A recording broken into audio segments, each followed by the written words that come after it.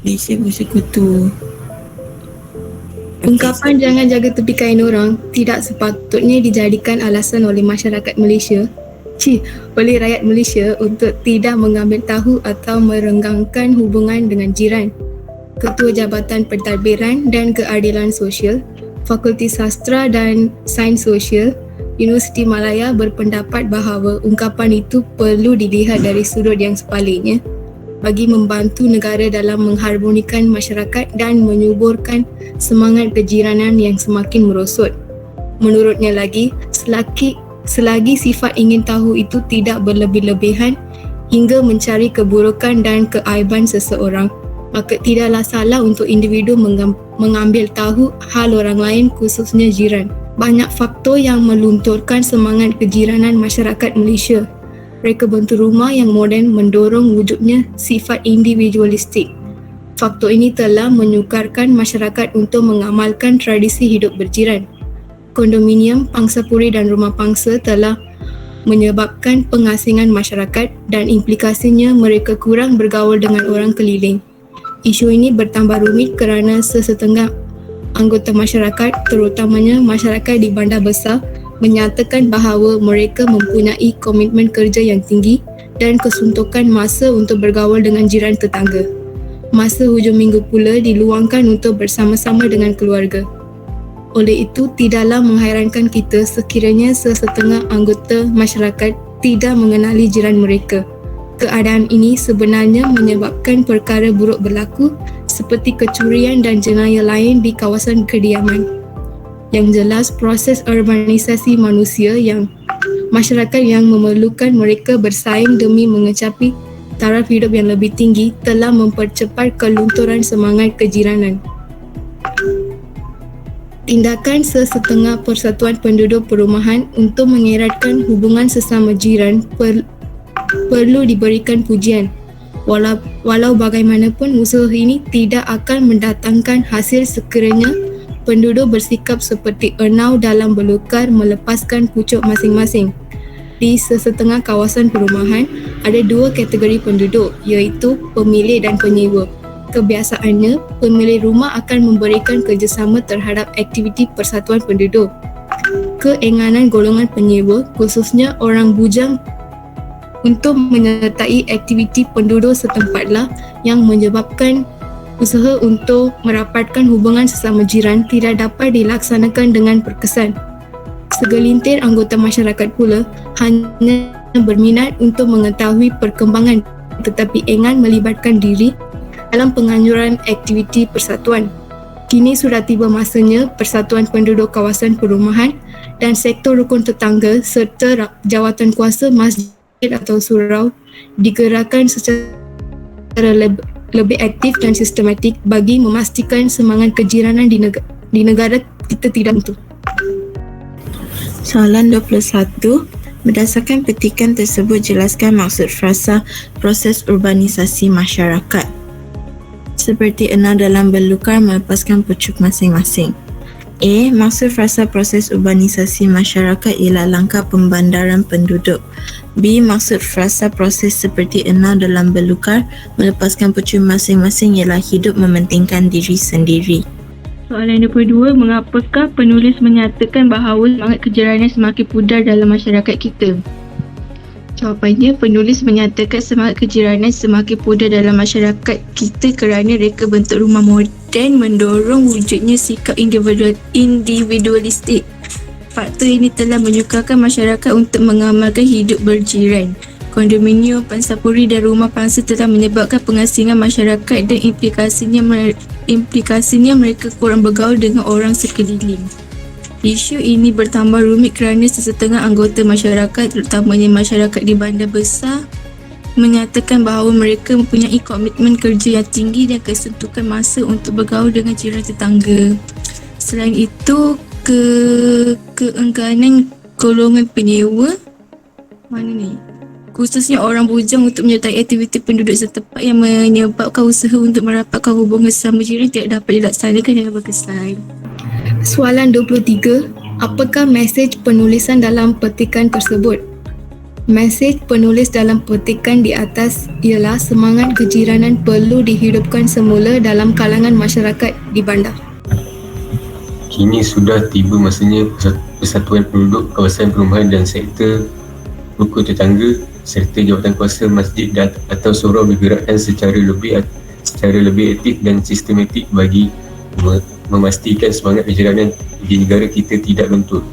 Soalan 24. Berikan ulasan anda tentang pendapat di atas dengan menjelaskan aktiviti yang boleh dilaksanakan secara aktif dan sistematik oleh semua pihak untuk memperkukuhkan semangat kejiranan dalam masyarakat kita. Panjang jawapan hendaklah tidak melebihi 150 patah perkataan.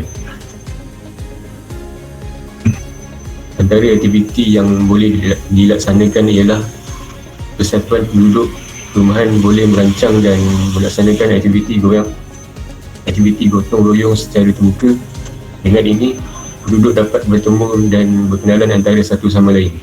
Aktiviti seperti membersihkan kawasan perumahan seperti mengutip sampah dan memotong rumput boleh diadakan semasa aktiviti gotong royong dilakukan. Selain itu, penduduk boleh mengumpulkan maklumat tentang jiran dalam kawasan seperumahan. Antara contoh yang dimaksudkan ialah mendapatkan nombor telefon bimbit jiran dan nombor waris. Dengan ini, mereka senang untuk dihubungi sekiranya perkara tidak diingini berlaku. Seterusnya, penduduk setempat boleh mengadakan pesta hari keluarga di kawasan perumahan sekurang-kurangnya setahun sekali. Penduduk setempat juga boleh mengadakan pertandingan yang bersesuaian semasa pesta diadakan. Hal ini secara tidak langsung dapat menggerakkan hubungan silaturahim antara penduduk. Akhir sekali, penduduk setempat boleh mengadakan majlis rumah terbuka semasa hari perayaan. Dengan ini, semua jiran dapat berkunjung rumah terbuka dan secara langsung membentuk sihat kasih sayang antara jiran. Sihat, sifat kot. Okey, cuba yang baik untuk kumpulan ni. Mari kita tengok balik. Saya kalau jenis saya suka tengok petikan tu, saya baca sikit. Lepas tu saya tambah-tambah sikit apa benda petikan tu lah, saya cerita untuk pengetahuan saja. Okey, cuba buka besar. Bukan besar tak apa, petikan tu bukan awak buat kan. Jadi dia salah eja pun tak apa.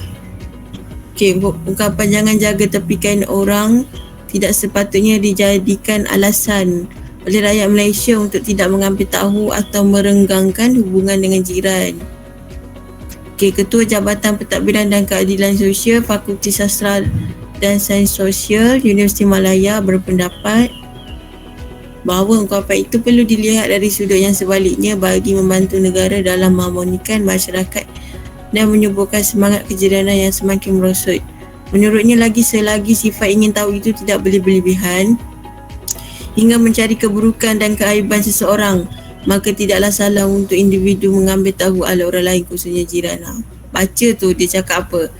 Selagi sifat ingin tahu itu tidak boleh berlebih-lebihan. Lagi kita tak over, lagi kita tak lebih kepada overreacting, over prihatin terlebih-lebih prihatinnya. Jadi lagi tu benda tu tak salah. Okay, ni ada setengah jiran kita jumpa duk canang aib kita kan. Jadi janganlah jadi jiran yang sebegitu. Okay, macam ni lah saya bandingkan dengan karangan semalam yang ada poin bagi tahu pula, ada isi yang awak huraikan berkenaan depression tu kan, kemurungan tu. Jadi kita boleh ni lah kaitkan dengan ungkapan jangan jaga tepikan orang ni yang kata jangan lebih-lebih. Okey, lebih-lebih sampai cari buruk. Bila orang tu depression, okey, kita cuba sebaik-baiknya untuk bantu dia keluar daripada lingkungan depresi dia tu. Tapi ada orang dia tak sifat macam tu. Okay, ada orang ada kawan yang jenis yang buruk, dia pergi sebarkan aib kawan tu sendiri. Bayangkanlah kita teruklah dia depression kan. Okey. Jadi jangan jaga tepi kain orang terlalu berlebih-lebihan. Okey. Saya sebenarnya dah jadi mengantuk tau. Dengar suara para pembentang tadi sayu je saya dengar. Sedih je suara. Okay, masih mengantuk lagi ke macam mana pun saya tak tahulah. Okay. Okay, slide seterusnya. Okay, banyak faktor yang melunturkan semangat kejiranan masyarakat Malaysia. Okay. Ini kalau tak silap saya ada bahagian soalan nombor 22 kan. Jadi boleh jawapan soalan yang kedua kita boleh ambil daripada bahagian perenggan yang kedua ni. Okey. Reka bentuk rumah yang moden mendorong wujudnya sifat individualistik. Faktor ini telah menyukarkan masyarakat untuk mengamalkan tradisi hidup berjiran. Maksudnya apa yang dikatakan dengan reka bentuk rumah yang moden. Kita cuba awak bayangkan reka bentuk rumah zaman dulu dengan zaman moden. Zaman sekarang ni. Zaman dulu macam mana? Zaman dulu kita boleh tengoklah di kampung. Macam mana? Rumah dia dibuat macam mana? Dia letak satu-satu kan? Dibina satu-satu. Cuba bila kita ke bandar, bandar dah banyak dah jenis rumah di kondominium, pansapuri, flat, apartment. Okey. Kalau di kampung satu dia bina. Itu yang dimaksudkan dengan reka bentuk rumah yang moden tu. Okey. Kondominium, pansapuri dan rumah pangsa telah menyebabkan pengasingan masyarakat dan implikasinya mereka kurang bergaul dengan orang keliling. Saya rasa kalau duduk dalam lingkungan yang ni lah, yang duduk dalam flat, pansapuri atau kondominium ni, saya rasa lagi banyak kita boleh jumpa dengan masyarakat dan mudah untuk bergaul, saya rasa. Betul tak? Betul. Betul. Sebab rumah atas bawah ada orang, kiri kanan ada orang. Kecuali lah kalau atas bawah kiri kanan tu tak ada orang duduk kan, tu dah lain. Tapi kalau duduk macam flat, apartment tu, saya rasa tak ada masalah. Okay. Tapi ini mungkin mentaliti orang ni lah, orang moden. Okay. Isu ini bertambah rumit kerana sesetengah anggota masyarakat, terutamanya masyarakat di bandar besar, menyatakan bahawa mereka mempunyai komitmen kerja yang tinggi dan kesuntukan masa untuk bergaul dengan jiran tetangga. Masa hujung minggu pula diluangkan untuk bersama-sama dengan keluarga. Oleh itu tidaklah mengharapkan kita sekiranya sesetengah anggota masyarakat tidak mengenali jiran mereka. Keadaan ini sebenarnya menyebabkan perkara buruk berlaku seperti kecurian dan jenayah lain di kawasan kediaman. Yang jelas, proses urbanisasi masyarakat memerlukan mereka bersaing demi mengecapi taraf hidup yang lebih tinggi, telah mempercepat kelunturan semangat kejiranan. Okey, slide seterusnya. Tindakan sesetengah persatuan penduduk perumahan untuk mengeraikan hubungan sesama. Dia ni orang Perak ke sesama? Sesama jiran perlu diberikan pujian. Walau bagaimanapun, usaha ini tidak akan mendatangkan hasil sekiranya penduduk bersikap seperti enau. Ini awak tarik balik ke? Ya, cikgu. Awak tarik balik. Okey. Enau. Seperti enau ya, dalam belukar melepaskan pucuk masing-masing. Di setengah kawasan perumahan ada dua kategori penduduk, iaitu pemilik dan penyewa. Kebiasaannya pemilik rumah akan memberikan kerjasama terhadap aktiviti persatuan penduduk. Keengganan golongan penyewa, khususnya orang bujang, untuk menyertai aktiviti penduduk setempat lah yang menyebabkan usaha untuk merapatkan hubungan sesama jiran tidak dapat dilaksanakan dengan berkesan. Okey. Saya pernah belajar dulu, saya pernah menyewa di kawasan kejiranan yang memang di kawasan tu memang rumah family lah, rumah keluarga. Saya sewa di rumah teras 2 tingkat. Okey. saya dengan member, dengan kawan-kawan sama kos yang lain lah, 10 orang satu rumah tu. Tak sempit sebenarnya sebab rumah tu ada 4 bilik. So dalam ada bilik yang boleh masuk 2 orang, ada bilik yang masuk 3 orang. Kiri kanan memang ni lah rumah family, rumah keluarga. Jadi saya dah cuba dah nak nak bersembang dengan orang kiri kanan ni kan, orang family ni. Dia pula buat muka, tu saya tak suka tu. Tak faham dah, mereka sibuk kan, orang bekerja ni mereka sibuk. Okey, bila saya nak pergi kelas, selisih mereka saya tegur, ada juga tegur kan. Okey, yang kiri boleh lah dia tegur balik, yang kanan tu pula duduk diam.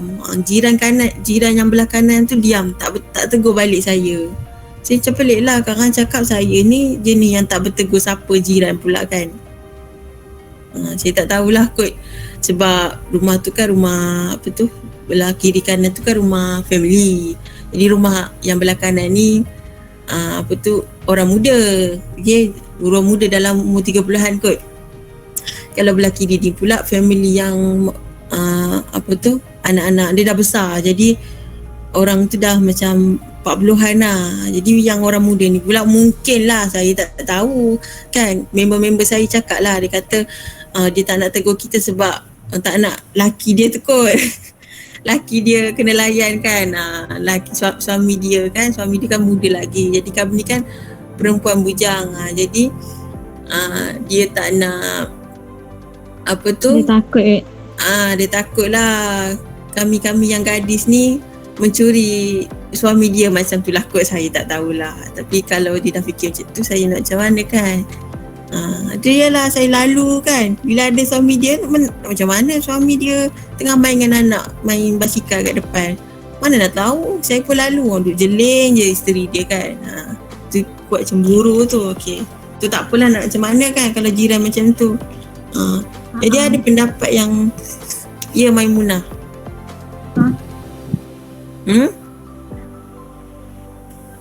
Apa dia? Tak ada apa. Okey, tak ada apa. Okey. Jadi ada pendapat yang ini pun saya tak berapa nak setuju. Okey, tapi tak apalah, ini pun petikai kan. Mungkin orang yang buat artikel ni pun dah buat soal selidik kan. Jadi macam itulah hidup bujang ni. Nanti kalau awak sambung universiti kan, awak tak dapat duduk kolej kan, kolej kediaman, awak kena menyewa luar. Macam situasi ni sama akan macam saya tu lah nanti. Kalau kawasan perumahan awak tu rumah memang kawasan student, tak apa tau, awak takkan jadi macam situasi saya. Tapi kalau macam situasi saya tadi, kiri kanan kan, depan belakang memang rumah family, jadi macam tu lah. Bukan kita tak nak masuk dalam aktiviti masyarakat semua tu, tapi bila kita nak masuk,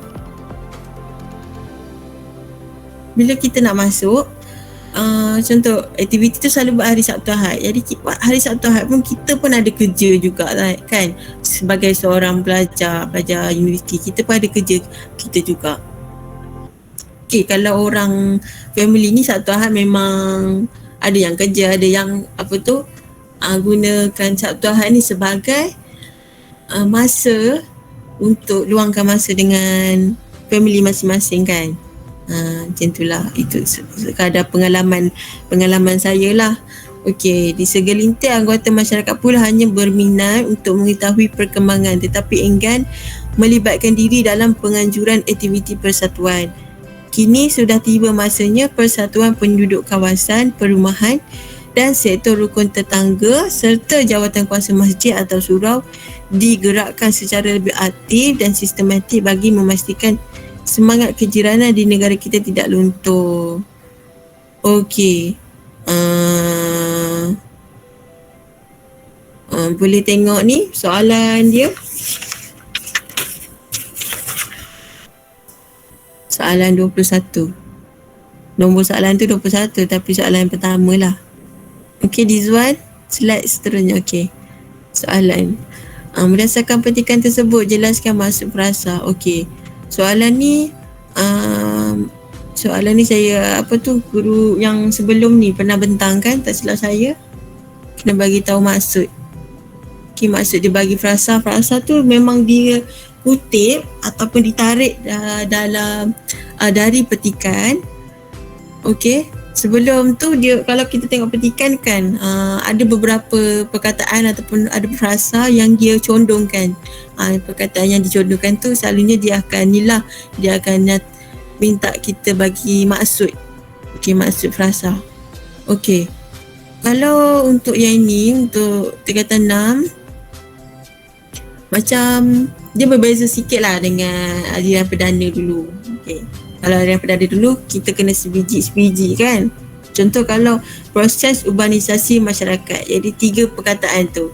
Jadi kita kena tukarkan perkataan tu kepada perkataan sinonim yang lain.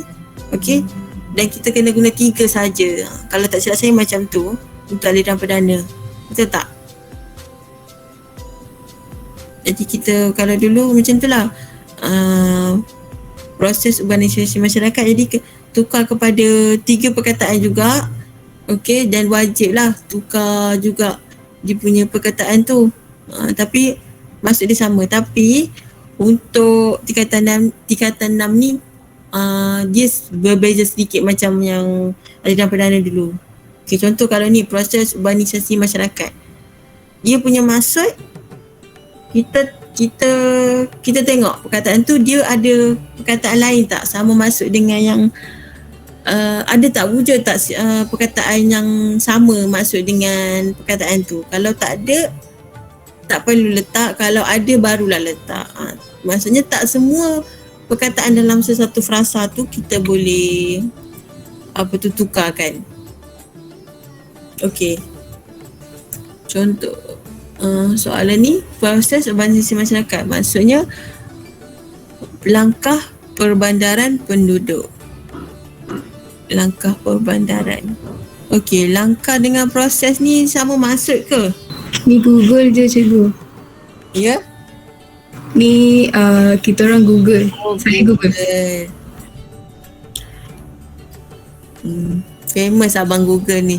Okey, langkah dengan proses. Langkah sebab kalau dalam konteks ni langkah pembandaran dia tak sesuai. Okey, memang proses dengan langkah ni dia boleh membawa maksud yang sama, tapi ikut konteks ni lah, konteks kepada ayat tu. Tapi dalam yang ini, ayat ni langkah pembandaran, dia macam maksudnya tak jelas. Langkah-langkah tak silap. Langkah-langkah. Kalau langkah yang ini dia maksud lain. Okey, langkah-langkah. Awak gandakan satu lagi. Gandakan kata dasar dia. Maksud frasa proses seperti enau dalam ruka melepaskan pucuk masing-masing ialah hidup mementingkan diri sendiri. Okey, awak tengok enau.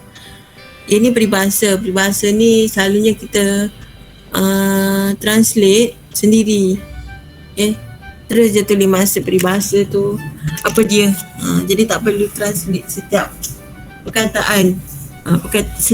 Setiap perkataan tu. Okey, seterusnya. Sebelum tu awak tengoklah markah tu juga ya. Markah dia berapa? Okey, tengok soalan 22, markah dia 22, markah dia 6. Okey, markah 6 ni selalunya isi markah satu isi 2 markah. Kalau 6 markah maksudnya dia nak 3 isi saja. Jadi yang mana satu isi awak ni? Menulis menyatakan semangat kejiranan semakin pudar dalam masyarakat. Cuba tunjuk yang mana. Tunjuk pakai awak punya anak panah tu je. Macam tu. Okey, semangat kejiranan semakin pudar dalam masyarakat kita kerana bentuk rumah moden mendorong wujudnya sikap individualistik. Okey, itu isi pertama. Okey, faktor ini telah menyukarkan masyarakat untuk mengamalkan hidup berjiran. Kondominium, pasang puri dan rumah pangsa telah menyebabkan pengasingan masyarakat dan implikasinya mereka kurang berkawan dengan orang sekeliling. Isu ini bertambah rumit kerana setengah anggota masyarakat, terutamanya masyarakat di bandar besar, menyatakan bahawa mereka mempunyai mana isi kedua awak? Keinginan golongan penyewa khususnya orang bujang untuk menyertai aktiviti penduduk setempat. Okey, isi ketiga tak ada, memang 2 isi. Saya tengok dalam petikan ni jap. Okey, saya nampak ada 2 isi je dalam petikan ini. Jadi kalau 2 isi, markah dia 6. Jadi satu isi 3 markah. Okey. Jadi kalau untuk contoh soalan ni, isi yang diminta, dia tak akan minta lebih daripada 4 isi. Sebab markah dia sikit. Sama ada 2 ataupun 3 sahaja. Jadi bila kita jumpa 2 isi, kita kena tambahlah dia punya huraian. Huraian pula dah, bukan huraian. Huraian dalam petikan jugalah. Okey. Isi dia apa, lepas tu dia punya huraian dia. Okey, lepas tu dalam petikan tu dia kena ada juga penekanan juga tu, dan awak kena letak juga. Okey, kalau macam ni memang ada 2 sahaja isi. Jadi satu isi 3 markah. Okey, kalau awak dapat keluarkan semua, dapatlah markah penuh. Okey, cuba kita tengok soalan 23. Apakah mesej? Okey, mesej ni kalau apa yang kita faham, mesej ni adalah pengajaran lah. Apa yang penulis ni nak cakap tentang keseluruhan artikel yang dibuat ni. Okey. Mesej penulis dalam petikan di atas ialah semangat kejiranan perlu dihidupkan semula dan kalangan masyarakat di bandar. Okey, bagaimana awak dapat tahu itu mesej yang dia nak cakap ni? Awak baca keseluruhan teks, awak kena buat pemerhatian apa yang dia nak cakap sebenarnya. Okey, kebanyakannya dia cakap pasal jiran. Lepas tu dia ada cakap pasal faktor yang melontarkan semangat kejiranan. Okey. Lepas tu yang bawah sekali dia bagi tahu sudah tiba masanya persatuan penduduk kawasan perumahan dan sektor rukun tetangga. Dia ada bagi tahu faktor, dia ada bagi tahu harapan dia. Jadi apa yang dia nak bagi tahu sebenarnya, apa yang mesej dia adalah semangat kejiranan perlu dihidupkan semula dalam kalangan masyarakat di bandar. Sebabnya kalau awak nak cakap mesej dia semata-mata penulis semata-mata memberitahu tentang faktor saja, tak boleh juga. Sebab selain daripada faktor, penulis juga ada bagi tahu harapan dia dalam artikel ni. Jadi nak play safe, nak selamat, awak bagi tahu secara umum, iaitu semangat kejiranan yang perlu dihidupkan semula. Okey, ni betul lah.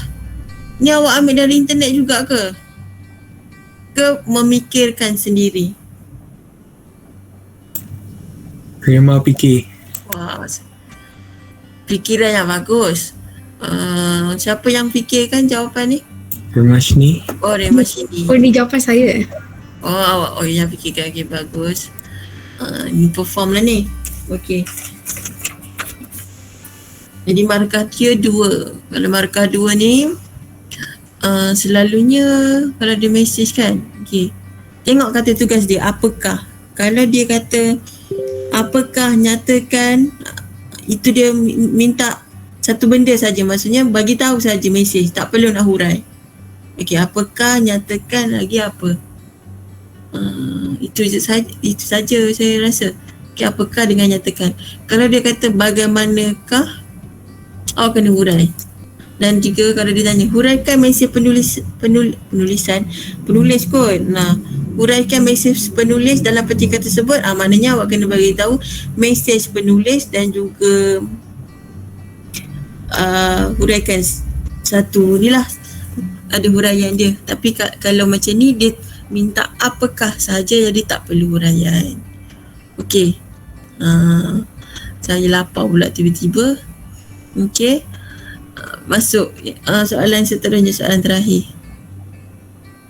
Okey, dia bagi pernyataan kat situ. Kini pernyataan tu daripada petikan baris 31 hingga 34. Kini sudah tiba masanya persatuan penduduk kawasan perumahan dan sektor ruko tetangga serta jawatan kuasa masjid atau surau digerakkan secara lebih aktif dan sistematik bagi memastikan semangat kejiranan di negara kita tidak luntur. Panjang betul petikan dia tu ya, ayat dia. Okey, soalan dia, berikan ulasan anda. Ulasan anda, pendapat anda, ni sama je lah. Okey, ulasan anda, pendapat anda ataupun uraian anda. Ni lebih kepada pendapat kita. Ataupun berikan ulasan anda tentang pendapat di atas. Maksudnya pendapat daripada penulis kita kena huraikan atau kita bagi tambahan pendapat kita dengan menjelaskan aktiviti yang boleh dilaksanakan secara aktif dan sistematik oleh semua pihak untuk memperkukuh semangat kejiranan dalam masyarakat kita. Maksudnya kat sini awak kena bagi tahu, awak huraikan pendapat yang itu dan awak kena bagi tahu aktiviti yang boleh dilaksanakan secara aktif dan sistematik. Aktiviti tu pula aktif dan sistematik lah yang awak kena bagi tahu, kena jelaskan tu oleh semua pihak. Semua pihak maksudnya kan, kalau dalam petikan tu tadi dia ada cakap pasal pasal kejiranan je kan. Pasal orang yang duduk masyarakat je kan. Jadi bila kata semua pihak ni, awak boleh masukkan pihak kerajaan boleh, NGO boleh. Jadi sebab dia cakap semua pihak. Sini mesti terkira. Okey, mari kita tengok jawapan dia, bagaimana dia mengulas isi. Tengok jawapan. Okey, antara aktiviti yang boleh dilaksanakan ialah persatuan penduduk perumahan bolehlah merancang dan melaksanakan aktiviti gotong royong secara terbuka. Dengan ini, penduduk dapat bertemu dan berkenalan antara satu sama lain. Aktiviti seperti membersihkan kawasan perumahan seperti banyaknya seperti dia. Aktiviti buang seperti tu. Aktiviti jangan ambil satu sekali je seperti dia. Aktiviti membersihkan kawasan perumahan. Tu nampak tu. Buang seperti tu. Aktiviti membersihkan kawasan perumahan seperti mengutip sampah dan memotong rumput boleh diadakan semasa aktiviti gotong royong. Buang dilakukan tu. Semasa aktiviti gotong royong. Dah, titik. Selain itu, penduduk boleh mengumpulkan maklumat tentang jiran dalam kawasan seperumahan. Seperumahan. Adakah perkataan ni? Sekejap, saya search. Seperumahan. Mana awak dapat perkataan seperumahan ni? Awak nak bagi tahu satu perumahan lah macam tu.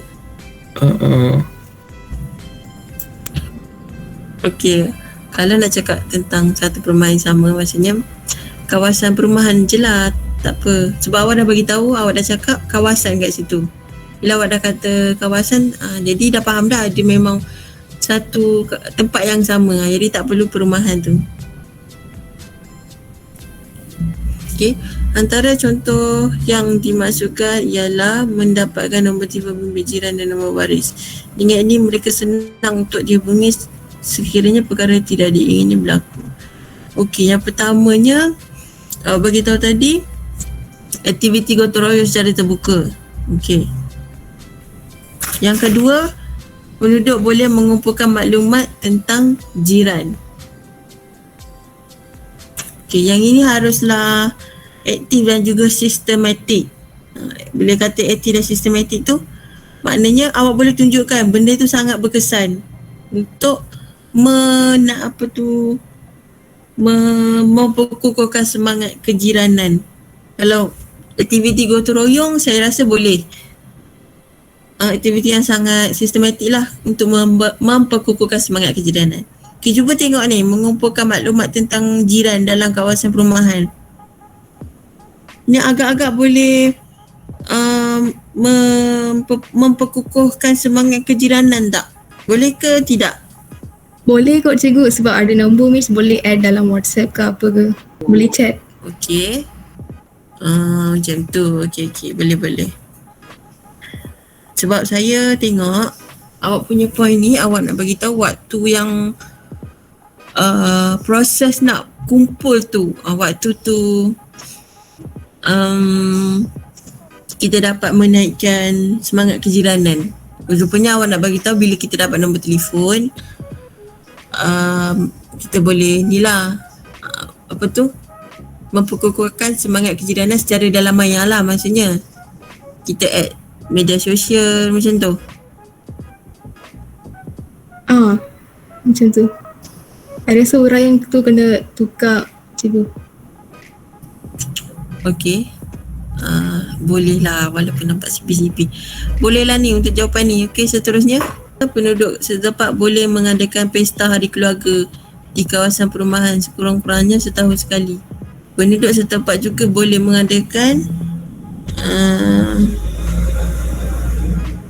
bunyi lori. Okey.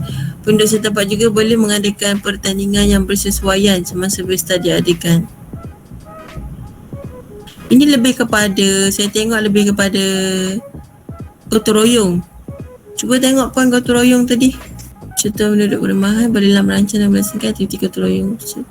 Okey, boleh. Okey, buka slide yang tadi balik. Okey. Mengadakan pesta hari keluarga di kawasan perumahan sekurang-kurangnya setahun sekali. Penduduk setempat juga boleh mengadakan pertandingan yang bersesuaian semasa pesta diadakan. Hal ini secara tidak langsung dapat mengeratkan hubungan silaturahim antara penduduk. Akhir sekali, penduduk setempat boleh mengadakan majlis rumah terbuka semasa hari perayaan. Dengan ini semua jiran dapat berkunjung rumah terbuka dan secara langsung membentuk sifat. Okey, boleh. Jadi yang ni awak punya point, awak bagi tahu pasal masyarakat jiran je kan. Jadi yang ni dia bagi permintaan soalan ni, dia kata semua pihak. Maksudnya semua pihak tu yang saya bagi tahu tadi lah, NGO, guru sekolah. Okay, tapi tak apa, sebab yang itu pun sudah membawa maksud semua pihak lah tu, masyarakat tu. Okey, ada apa-apa soalan? Ini kan sebelum awak nak share slide ni kan, cuba ni lah dulu, betulkan kesalahan ejaan dia tu. Seterusnya sepatutnya. Okey, cuba awak boleh tak add slide awak tu, add satu lagi slide. Okey, awak tu ada perkataan cincang. Okey, nampak tak? Cuba putihkan tu, huruf gitu. Okey, cincang besar kan. Okey, ini di luar daripada konteks ni lah, bahagian pembentangan hari ni. Okey, saya tertarik dengan perkataan peribahasa air dicincang tak akan putus. Okey, pernah dengar tak peribahasa tu? Nah, alah, suara awak ni janganlah lemah je dengarnya. Pernah cikgu, peribahasa famous. Pernah cikgu. Okey, bagus. Suara tu kena cergas. Jangan nampak mengantuk, jangan nampak boring, jangan nampak bosan di kelas saya. Okey, jadi air dicincang tak akan putus. Maksudnya pertalian saudara mara tu inilah, dia tak akan putus lah. Okey, selain daripada cincang macam ni, ada satu lagi perkataan yang membawa maksud yang sama. Bulu ayam apa tu? Dicari-cari. Alamak, lupa dah. Bukan maksud. Bukan maksud peribahasa, maksudnya maksud perkataan cincang ni. Saya sering nampak. Okey. Saya sering nampak, jumpa. Ada satu lagi ejaan dia. Cuba awak buat satu lagi ni. Enter. Awak tulis cincang tapi I tu tukar kepada E. cencang. Satu cincang, satu cencang. Okay, mana betul, mana yang salah sebenar-benarnya? Air dicincang tak akan putus ataupun air dicencang tak akan putus? Awak pernah dengar cencang? Tak benar. Tak pernah dengar. Siapa tak pernah dengar? Cuba angkat tangan. Okey, ramai tak pernah dengar. Okey, jadi suka saya nak menyatakan bahawa saya selalu tekankan kepada para pelajar. Okey, pelajar tingkatan 6 ataupun saya dah cakap. Saya kata bahasa Melayu ni dia mengalami perluasan. Setiap tahun ada je penambahan daripada DBP, Dewan Bahasa dan Pustaka. Okey. Jadi bahasa Melayu ni luas. Okay, kalau awak jumpa satu perkataan tu, kalau dulu dia kata salah, tapi tak mustahil sekarang dia dah jadi betul. Contohnya perkataan cincang ni lah. Cincang dengan cencang. Kalau awak jumpa air dicencang tak akan putus. Okey. Sekarang ni dia dah guna cencang tau. Okay, bukan cincang dah. Dia dah guna cencang. Saya tak pasti macam mana nak sebut. Tapi saya rasa cincang juga sebut dia. Tapi ejaan dia cencang. Okay. Air dicencang tak akan putus. Jadi bila awak jumpa yang macam ni, awak jangan terus pangkahkan cencang tu. Okay. Yang betulnya cencang, bukan cincang. Kalau soalan objektif, dia minta peribahasa. Dia soalan ni pernah keluar PT3 tak silap saya. Soalan latihan PT3. Jadi ada pelajar tanya saya, cikgu, mana satu betul, cincang ke cencang? Selalu kita akan jawab bila kita cincang lah betul kan? Okey, sebab dah biasa. Rupanya bukan cincang, cencang. Yang kedua tu yang betul. Okey, boleh? Faham tak? Jadi bahasa Melayu ni dia makin lama makin mengalami perluasan. Seiring dengan inilah yang saya bagi tahu hari tu, penambahan tokoh-tokoh bahasa. Okay, jadi saya lah dalam minda awak cencang bukan cincang. Ingat saya cakap cencang. Sebut dia sama je, cumanya saya nak bagi nampak ejaan dia ni. Sudah tidak wujud. Okay, dia masih lagi wujud. Awaknya cumanya jarang diguna pakai. Sekarang ni orang guna pakai DBP pakai cencang. Kalau awak search cari dalam PRPM pun, okay, Pusat Rujukan Persuratan Melayu pun masih lagi wujud perkataan cincang, tapi dia jarang diguna pakai. Sekarang orang guna pakai cincang. Okay, kalau awak tanya saya, salah ke nak guna cincang tu? Tak salah. Okay, tak salah. Tapi cuma saya nak bagi tahu kat sini, kalau awak jumpa perkataan cencang dalam mana-mana ayat, okay, awak jangan terus kata ni salah eja. Tak. Sebab dia sekarang dia dah guna dua-dua, tapi dia banyak guna cencang dah sekarang. Okay, faham? Jadi dua-dua tu betul, tapi yang banyak guna sekarang cencang tu lah. Okay, sama juga macam garpu. Tulis garpu kat situ. Garpu. Ni ejaan yang betul. Selalu kita tengok garfu kan. Okay. Selalu kita tengok garfu. Rupanya garpu. Sama juga macam stokin. Dia bukan stoking sebenarnya.